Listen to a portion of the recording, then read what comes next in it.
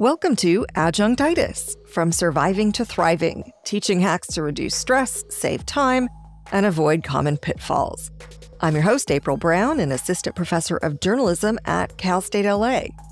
If you missed episode 1, I went over some important legal-related issues you'll want to get up to speed on. I created this podcast because I found there's often not a lot of help for adjuncts or new professors who haven't taught before, and I thought I could share some of what I've learned through both my years in the classroom and taking time to learn about the craft of teaching. I don't hold myself up as the font of all knowledge, and your university likely has resources for professors, mine certainly does, but you may not have found those yet. If you are having a crisis, please look for the episode that best addresses your needs, and if there isn't one, let me know. Welcome to episode 2. I didn't think I'd have to know about that. First, a brief story. And it's about a serious and sensitive issue you wouldn't necessarily expect to be as important as it may end up being in your teaching life. I've been lucky to get to know some of my students very well, and I'll talk about how I build those relationships in coming episodes. But being a trusted educator means I'm someone students come to when they have significant problems that are affecting their schoolwork and their lives. And there have been a few times where I've learned students are thinking of harming themselves, and it's been so bad some have disclosed suicidal thoughts. So if a student came to you in distress, what would you do?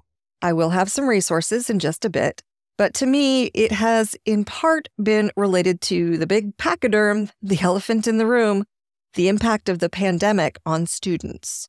COVID, of course, did not impact everyone equally, but research from a variety of sources indicates students have increasingly suffered from moderate to severe mood disorders, including anxiety and depression. Their education has been seriously impacted, and not in a good way. And it was particularly tough on those with learning difficulties.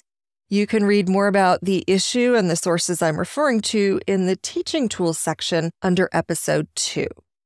It's important to note that even before the pandemic, many schools were unable to deal with the increasing demand for mental health counseling. The American Psychological Association reported in 2020 that more than 60% of college students met the criteria for at least one mental health problem. I find many of my students are overwhelmed.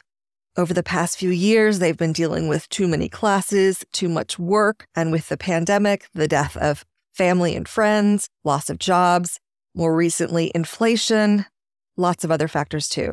So knowing what to do if a student in distress confides in you is so important because it is easy to panic. I suspect most of us didn't really get into teaching expecting to be this kind of first responder, but that is what's happening.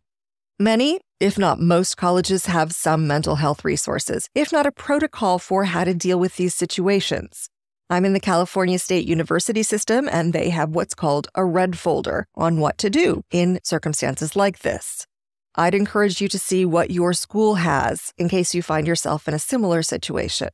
But I'll be leaving a link to that red folder in the teaching tools section under episode 2. Addressing mental health issues is one of the fundamental changes I've noticed since I was an undergrad. As the American Psychological Association research suggested, universities were generally not equipped to deal with the numbers of students who needed help before the pandemic, and it's only been getting worse. And that has increased the likelihood you may find yourself triaging at some point. The Jed Foundation is also a place with a lot of helpful resources.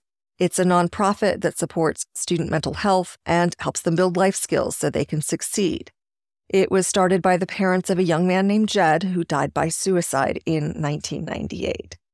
And I want to tie in a relevant thread from episode 1. It's FERPA. In case you don't recall or haven't listened to it yet, it is the Family Educational Rights and Privacy Act. And we talked about it before in the context of communication and grades. But there are parts of the law that have to do with student health records. The guidance about COVID-19 from way back in September 2020 was essentially that schools can release information about COVID cases as long as it does not include identifiable information about a particular student. There is more about this and additional guidance on dealing with student health information in the teaching tools section of our website. One of the ways I've been checking in on students since the pandemic is with an optional weekly well-being quiz. It was something my university's Center for Effective Teaching and Learning suggested when we were teaching virtually and couldn't actually see our students, either in person and often on Zoom. It's a few easy questions about how they're doing, what their stress levels are like, what is and isn't working in the class, things like that. And I offer them bonus points for taking it. It's actually been a very valuable resource. Many students have said it makes them feel like I care because I try to read their submissions right before one of the week's classes so I can offer some guidance if I need to right away. Again, more details about the quiz on our website. At this point, I feel I have to mention that if a student trusts you enough to confide something like sexual assault or thoughts of self-harm, you have, of course, really made a connection, and being a trusted faculty member is very rewarding. But when students trust you enough to ask for help when they're in crisis, it can take a toll on you as well. I've found it extremely stressful at times, so please remember to take care of yourself while providing support for those who need you. You should see what resources your university has for faculty, and that may be in the form of the Employee Assistance Program.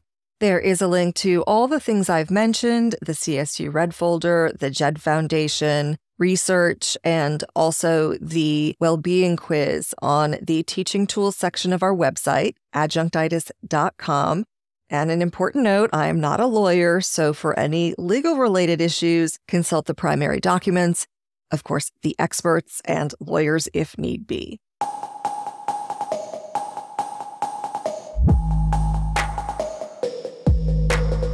If you have questions or issues you'd like me to address, please send them to questions@adjunctitis.com. Join our conversation on social. Right now we're at Adjunctitis on Threads, TikTok, Instagram, and YouTube. We are also on Facebook at facebook.com/adjunctitis. You can also use the hashtag Adjunctitis so we can form a community where questions can be asked and answered.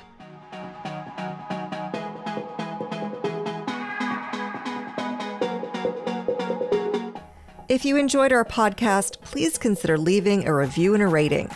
Those can help other people find us too. Please spread the word and help those who ask you for help. It's good teaching karma.